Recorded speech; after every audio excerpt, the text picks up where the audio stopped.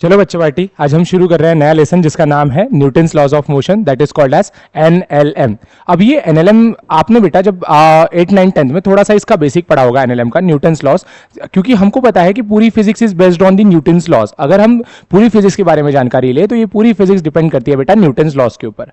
पर Newton's laws जो है वो स्पेसिफिकली दो चीजों के ऊपर बहुत ब्रीफली अकाउंट करता है, जिसमें दोनों चीजें हैं। सबसे पहला है बेटा रेस्ट और दूसरा है motion. First one is rest और दूसरा है मोशन। अब कोई भी चीज रेस्ट में है कि मोशन में है, जनरली हम ये बताते हैं टाइम के अनुसार। अगर कोई भी ऑब्जेक्ट टाइम के अनुसार अपनी पोजीशन चेंज नहीं करता है तो उसको हम बोलते हैं रेस्ट। बट अगर कोई भी ऑब्जेक्ट अपनी पोजीशन टाइम के अनुसार चेंज करता है, that will be called as motion. But generally ऐसा ये फैक्चुअल नहीं होता है। रेस्ट और motion they are the relative terms but not the absolute. अब रिलेटिव टर्म्स का मतलब यह है कि कोई भी चीज रेस्ट में है कि मोशन में है, यह डिस्क्राइब करने का काम करता है बेटा ऑब्जर्वर, जो देखने वाला है। मेरे लिए कोई भी चीज एक चीज रेस्ट में भी हो सकती है और सेम किसी और के लिए वही चीज मोशन में भी हो सकती है। फॉर एग्जाम्पल, जैसे मैं यहां से एक चलती हुई गाड़ी को देख रहा हूं तो वो गाड़ी मेरे लिए मोशन में है, सो मैं ऐसा बोलूंगा कि the car is in motion. But जो कार के अंदर पर्सन बैठा हुआ है उसके लिए वो कार होगा रेस्ट पर। सो इसी तरीके से रेस्ट और motion they are called as relative terms. Observer के अकॉर्डिंगली वो जो रेस्ट और मोशन ये जो टर्म्स है वो चेंज होती है। So depending on this Newton ने कुछ अपने लॉज दिए, something 3 laws that are called as Newton's laws of motion. उसमें से न्यूटन का फर्स्ट लॉ था Newton's first law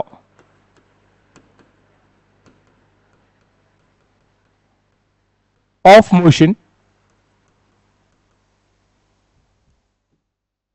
Newton first law of motion का बोलना यह है कि अगर कोई भी ऑब्जेक्ट रेस्ट पर है तो वो रेस्ट पर ही रहेगा, और कोई भी ऑब्जेक्ट अगर मोशन में है तो वो मोशन पे ही रहेगा। पर कब तक? जब तक कि उस पर कोई एक्सटर्नल फोर्स ना लगे तब तक। फॉर एग्जाम्पल, अगर हम समझना चाहे तो उसने बोला है कि अगर एक ऑब्जेक्ट हमने एक पोजीशन पे रख दिया, चाहे वो मोशन में रहो या रेस्ट पे रहो, तो मोशन वाली चीज मोशन में ही रहेगी और रेस्ट वाली चीज रेस्ट पे रहेगी जब तक कि मैं उसके ऊपर कोई एक एक्सटर्नल फोर्स ना लगाऊं तब तक। फॉर एग्जाम्पल, ये एक ऑब्जेक्ट यहां पे रखा हुआ है इस पोजीशन ए पर, जब तक कि मैं इसको एक्सटर्नल फोर्स नहीं लगाऊंगा तब तक ये ऑब्जेक्ट मूवमेंट नहीं करेगा। इसका और एक एग्जाम्पल हम लेंगे फैन। जैसे मैंने फैन की बटन ऑन कर दिया, अब फैन मोशन में है तो कंटिन्यूअस वो फैन घूमते रहेगा जब तक कि हम जाकर उस फैन के बटन पर एक्सटर्नल फोर्स लगाकर वो बटन बंद नहीं कर देते। तो that is called as Newton first laws. Newton first law सीधा सीधा यही बोल रहा है कि कोई भी चीज अगर रेस्ट से मोशन में जानी है या मोशन से रेस्ट पे आनी है तो उसके लिए हमको लगाना पड़ता है एक फोर्स, एक एक्सटर्नल फोर्स। अब ये फोर्स में भी सर एक्सटर्नल और इंटरनल क्या होता है? तो इंटरनल फोर्स होता है जो बॉडी खुद ही के अंदर लगाया जाता है, that is called as internal. और एक्सटर्नल फोर्स होता है जो कोई बॉडी किसी दूसरे बॉडी पर एक्सटर्नली लगाती है। फॉर एग्जाम्पल, अगर मैं किसी बटन को जाके हाथ लगा रहा हूं, उस बटन के लिए मेरा फोर्स एक्सटर्नल है, पर जो मेरे बॉडी का जो वेट है वो मेरे बॉडी का इंटरनल फोर्स है। तो दैट हम कुछ इस तरीके से बिलोंग करेंगे कि एक्सटर्नल फोर्स क्या होता है और इंटरनल फोर्स क्या होता है। और वो जो भी एक्सटर्नल फोर्स है, that external force must be unbalance. कैसा होना चाहिए बेटा? वो अनबैलेंस होना चाहिए। अनबैलेंस इसलिए क्योंकि वो क्या करेगा, उस रेस्ट वाली चीज को, अगर हम कोई भी चीज रेस्ट पे ले रहे हैं, अगर ये चीज हमारी रेस्ट पर है तो उसको मोशन में डालना चाहिए। अगर मैं बैलेंस फोर्स लेता हूं, दो फोर्सेस लेता हूं, दोनों फोर्सेस बैलेंस है, तो ये ऑब्जेक्ट मूव नहीं करेगा, ये दोनों फोर्सेस एक दूसरे से कैंसिल हो जाएंगे। जैसे हम फॉर एग्जांपल के लिए ये F1 और F2 ले लिया, और अगर ये दोनों फोर्सेस इक्वल है तो ये दोनों फोर्स आपस में बैलेंस होके इसका रिजल्टेंट जो पोजीशन होगी वो रेस्ट ही होगी। सो दैट्स व्हाई यहां पे जो भी फोर्स अप्लाइड हम लोग इस बॉडी पर अप्लाई करने वाले हैं वो एक तो अनबैलेंस होना चाहिए और दूसरा एक्सटर्नल एजेंसी होनी चाहिए। सो यहां से पहले लॉ से हमको यही समझ में आया कि अगर कोई भी चीज को, रेस्ट वाली चीज को मोशन में भेजना है या मोशन वाली चीज को रेस्ट में भेजना है तो उसके लिए मेरे को एक एक्सटर्नल फोर्स लगाना पड़ेगा। ये था फर्स्ट लॉ। अब इसके बाद में आता है सेकंड लॉ। सेकंड लॉ बताता है, देखो फर्स्ट लॉ में न्यूटन ने हमको यह बताया कि किसी भी चीज को मोशन में रखने के लिए या किसी भी चीज को मोशन से रेस्ट में रखने के लिए हमको वहां पे फोर्स लगाना पड़ेगा। अब क्वेश्चन ये था कि अब वो फोर्स की वैल्यू कितनी रहेंगे, वो फोर्स को हम प्रेडिक्ट कैसे करेंगे, फोर्स की वैल्यू कैसे निकालेंगे? तो उस फोर्स की वैल्यू निकालने के लिए न्यूटन ने अपना सेकंड लॉ दिया, that is called as Newton second law. Newton's second law of motion. ठीक है। अब बेटा ये जो Newton second law of motion है ये जनरली डिस्क्राइब करता है मोमेंटम के बारे में। अब सर मोमेंटम क्या होता है? तो बेटा मोमेंटम एक ऐसी प्रॉपर्टी होती है जब भी कोई ऑब्जेक्ट मोशन कर रहा है तो उसने कितनी मोशन परफॉर्म किया इसको डिस्क्राइब करती है। सो momentum is a quantity that describe amount of motion of a particular body. एक बॉडी कितनी टाइप की मोशन कर रही है दैट डिस्क्राइब द मोमेंटम। और हम सभी लोगों को पता है, हमने बचपन में ये फॉर्मूला पढ़ा है, momentum P is equal to mv, mass into velocity से ही हम मोमेंटम को डिस्क्राइब करते हैं। तो न्यूटन ने क्या बोला कि जो भी फोर्स यहां पे आप एक्सटर्नल फोर्स लगाते हो एक ऑब्जेक्ट को मोशन से रेस्ट में रखने के लिए या रेस्ट से मोशन में अप्लाई करने के लिए, तो वो फोर्स की वैल्यू हमेशा डायरेक्टली प्रोपोर्शनल होगी। This force is directly proportional to change in momentum with respect to time. Time के रिस्पेक्ट में जो भी मोमेंटम चेंज होगा उसके ऊपर में ये जो फोर्स रहेगा बेटा वो डायरेक्टली प्रोपोर्शनल रहेगा। तो सिर्फ F is directly proportional to dp upon dt। अब हम यहां पे अगर मोमेंटम का फॉर्मूला इंप्लांट करें, so this is upon F is directly proportional to dt of mv, right. So अगर हम इसका डेरिवेटिव लेंगे, डेरिवेटिव में अगर हम प्रोडक्ट रूल लगाते हैं तो हमको पता है प्रोडक्ट रूल का फॉर्मूला यही होता है कि पहले वाले को छोड़ो दूसरे का डेरिवेटिव प्लस दूसरे वाले को छोड़ो पहले का डेरिवेटिव। फिर हम यहां पे अगर हम डेरिवेटिव लगाते हैं तो इसका डेरिवेटिव डायरेक्टली प्रोपोर्शनल आएगा m into dv by dt plus v into dm by dt, that will B derivative rule. और यहां से अगर हमको प्रोपोर्शनलिटी का साइन हटाना है, सो हम सबको पता है बेटा प्रोपोर्शनलिटी का साइन हटाने के लिए हम इस्तेमाल करते हैं एक इक्वल टू और उसके साथ में एक constant term. Proportionality is nearly equal to sign and एक कांस्टेंट टर्म। तो अगर मेरे को यहां से प्रोपोर्शनलिटी हटाना है तो हम यहां पे एक साइन डालेंगे एक इक्वल और इसके साथ में लिखेंगे एक constant term and let k be that constant term, so k into m dv by dt plus v into dm by dt। अब हमको पता है कि k की वैल्यू कांस्टेंट है, so take k is equal to 1। अगर हम k की वैल्यू फिलहाल के लिए 1 रख ले, कोई भी एक कांस्टेंट वैल्यू है, कांस्टेंट मींस जिसकी वैल्यू कभी भी चेंज नहीं होगी, आप उसकी कांस्टेंट कोई भी वैल्यू रख सकते हो। So we can take k is equal to 1। So हमारा फॉर्मूला हो जाएगा बेटा external force F is equal to m into dv by dt plus v into dm by dt। अब बेटा इस फॉर्मूले के बाद इसके टोटल दो कंडीशंस आएंगे। पहले हम लिखते हैं case 1।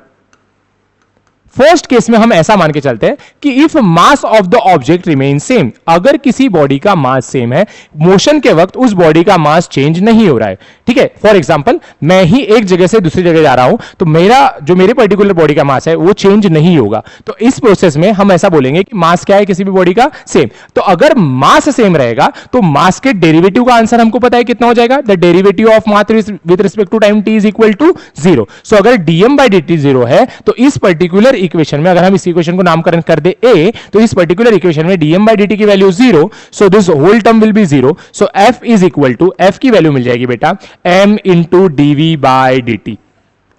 And we know that dv by dt is derivative of velocity is nothing but the acceleration. So force is equal to mass into acceleration, or we can simply say that force is equal to m stand for mass and a stand for acceleration and f be the external force। तो ये पहली case हो गई जिसमें मास हमारा same था।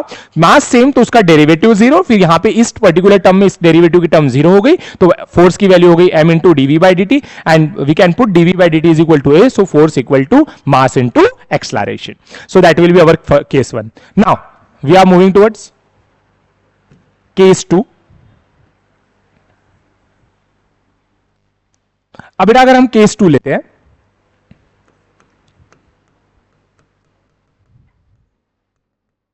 if mass does not remains constant, अगर mass constant नहीं है। अब सर हमें तो यही पढ़ाया गया था कि मास तो हमेशा कांस्टेंट रहता है, फिर मास सेम कहां पे नहीं रहता? तो बेटा इमेजिन करो कि अगर रॉकेट है और वो रॉकेट एक स्पेस रॉकेट है जो ऊपर जा रहा है, तो ऊपर जाते वक्त वो अपना जो भी उसका फ्यूल का पार्ट्स रहता है उसको डिटैच करते जाता है। अगर उसके फ्यूल के पार्ट्स डिटैच हो रहे हैं, दैट मींस उसका मास क्या हो रहा है? चेंज हो रहा है। और मास चेंज होगा तो ऐसे चीज के लिए उसमें लगने वाला एक्सटर्नल फोर्स कितना होगा? तो उसकी वैल्यू के लिए उसमें मास की वैल्यू कांस्टेंट नहीं रहेगी, पर उस पर्टिकुलर ऑब्जेक्ट की वेलोसिटी क्या रहेंगी बेटा? कांस्टेंट। और अगर वेलोसिटी कांस्टेंट है तो वेलोसिटी का डेरिवेटिव क्या होगा? 0। So dv by dt equals to 0। फिर ये वाली dv by dt की वैल्यू हम इस इक्वेशन नंबर a में पुट करेंगे। So this dv by dt equal to a, so this whole term will be 0। Then we can get, then equation 1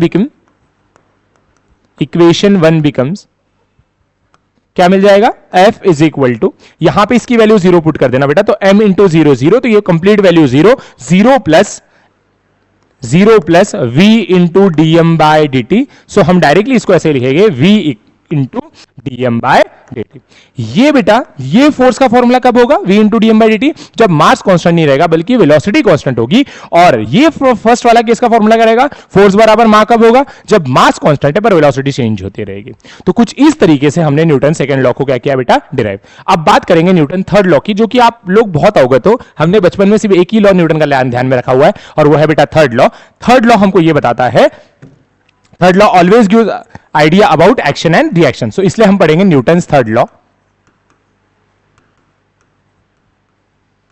Newton third law.